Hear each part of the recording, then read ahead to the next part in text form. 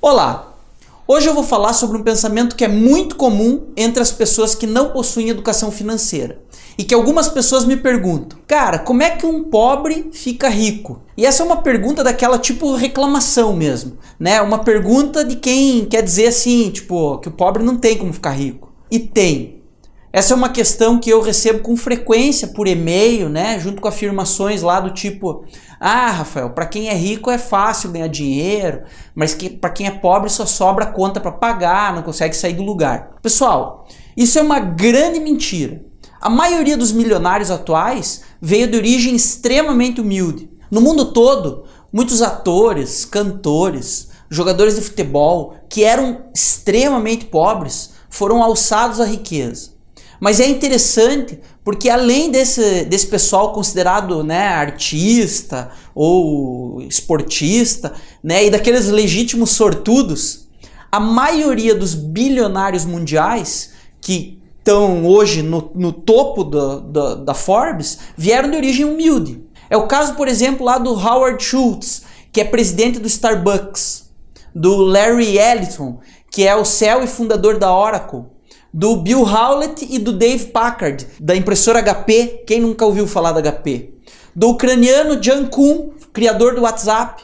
Aliás, essa é uma história que caracteriza bem como alguém pode sair do zero e ficar bilionário mudando o mundo. Com a aquisição do WhatsApp pelo Facebook, esse rapaz com o nome de Jan Kuhn, que hoje tem 41 anos de idade, se tornou um empreendedor bilionário. Ele nasceu lá em um pequeno vilarejo na Ucrânia, no mesmo ano que eu nasci, em 1976, sendo filho único de uma dona de casa e de um trabalhador do ramo da construção. Como o ambiente político lá na Ucrânia nessa época era extremamente instável, né, a família dele acabou buscando uma alternativa de se mudar e conseguiu se mudar para Mountain View, que fica na Califórnia. Mas o pai do Kuhn nem chegou a ir para lá, porque faleceu antes de poder realizar essa viagem. E aí, pela assistência governamental do governo americano, o jovem Kuhn, que nessa época lá estava com uns 16 anos, e a sua mãe, conseguiram um pequeno apartamento pelo governo. Ela trabalhava de babá e ele era responsável por limpar o chão de uma loja,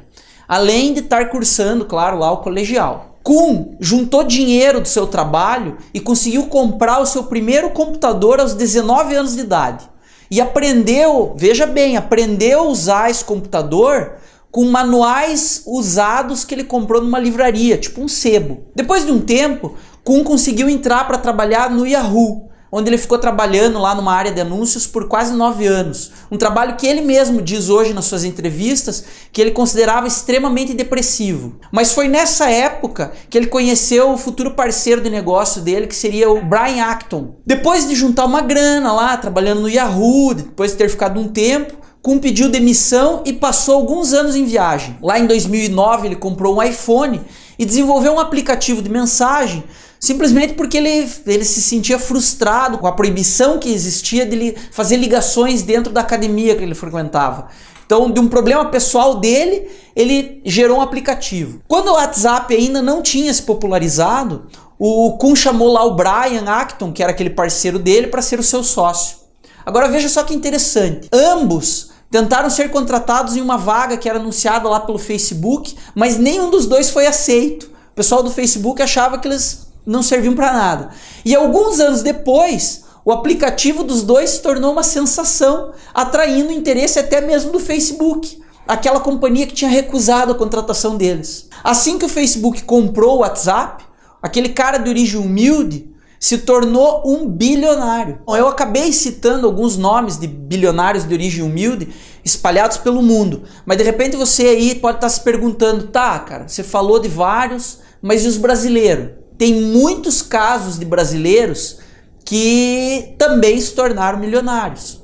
Então, só para citar alguns, eu posso falar para vocês do Antônio Saraiva, que é o dono do Habib's, do Samuel Klein, que vendeu a Casas Bahia, né, para o Grupo Pão de Açúcar por quase R$1,5 bilhão de reais, do Guilherme Leal, que é dono da Natura, da Luísa Trajano, que é dona do Magazine Luiza, do Flávio Augusto da Silva, que é da WhatsApp, né? E, inclusive o Flávio Augusto hoje tem vários empreendimentos, livros escritos, né? Então se você analisar a vida dessas pessoas e de algumas outras figuras de sucesso, você vai encontrar uma característica fundamental nelas. É a capacidade de se levantar em momentos de frustração e de fracasso. Muitas vezes, o não é a melhor oportunidade para conseguir um sim.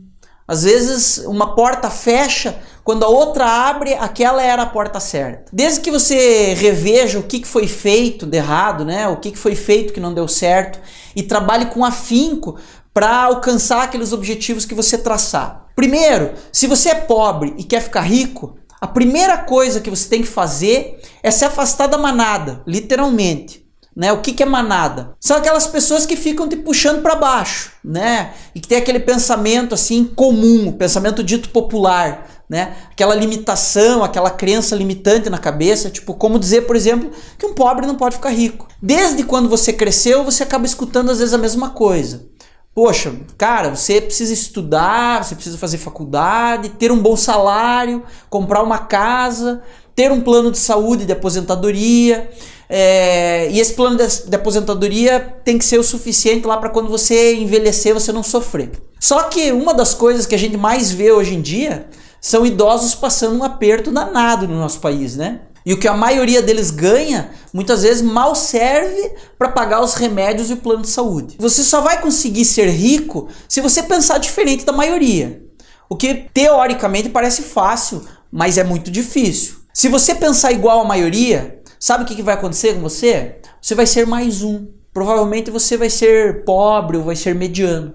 A maioria da população é pobre. E isso é estatística. Isso são dados, informações reais. 90% da população é pobre. Então, se você continuar fazendo exatamente o que todo mundo faz, o que essa maioria faz, não tem como você ficar rico, né? Com certeza você vai acabar ficando pobre. Daí você pode falar assim, aquele cara lá, aquele cara abriu um comércio, tá ganhando um monte de dinheiro. O cara tá rachando de ganhar dinheiro, então vou fazer igual ele. Fazendo isso, provavelmente você vai ser mais um, você vai ser pobre. Porque, sabe quem que vai ganhar dinheiro? Aquele cara que sai da caixinha, quem revoluciona, quem faz a coisa diferente, quem tem novas ideias, quem resolve problemas, né? Não adianta copiar as outras pessoas, simplesmente sair querendo fazer igual, senão você vai ser só mais um. Você tem que ter iniciativa, pare de simplesmente copiar as pessoas, pare de copiar aquilo que a maioria faz. Pense, a maioria é pobre, se você quer ser rico, você não pode copiar a maioria. Isso está muito claro na minha cabeça. Você tem que fazer diferente. Amigo, para de copiar a maioria. Para de ficar escutando conselho de quem não conseguiu chegar lá. Você tem que mudar essa chavinha que fica aqui na sua cabeça. Você precisa tentar pensar um pouco diferente. Todo santo dia tem no mínimo 10 novos brasileiros que alcançam a marca de 1 milhão. Então pensa comigo. Bom, se tem 10 brasileiros que alcançam, por que um deles não ser você? Eu costumo dizer 3 coisas para os meus filhos, né? 3 coisas que podem mudar a vida de qualquer pessoa. A primeira delas é conhecimento. Conhecimento é muito importante. Vá buscar conhecimento, vá ler, assista vídeos, vá em cursos, estude. O segundo, network. A relação que você faz com as pessoas, uma pessoa ajuda a outra, uma pessoa indica a outra. E a terceira é ação. Qualquer um com vontade e determinação pode ir atrás dessas 3 coisas. A mensagem final é que todos podem vencer, desde que tenham muita disposição para trabalhar. Não se trata apenas de se tornar um milionário ou um bilionário, como alguns dos exemplos aí que eu dei, mas acima de tudo, conseguir transformar as suas dificuldades em vitórias pessoais. Ser pobre não deve servir de desculpa para ninguém, para não conseguir conquistar de repente uma vida com mais prosperidade e a sua liberdade financeira. Meu nome é Rafael Rueda Milman e se você gostou desse conteúdo, se você pretende realmente ter prosperidade, inscreva-se no canal Escola de Prosperidade. Continue assistindo esses vídeos, continue estudando e colocando em prática essas dicas que eu estou dando aqui para você. Aproveite e descubra como é possível transformar a sua vida.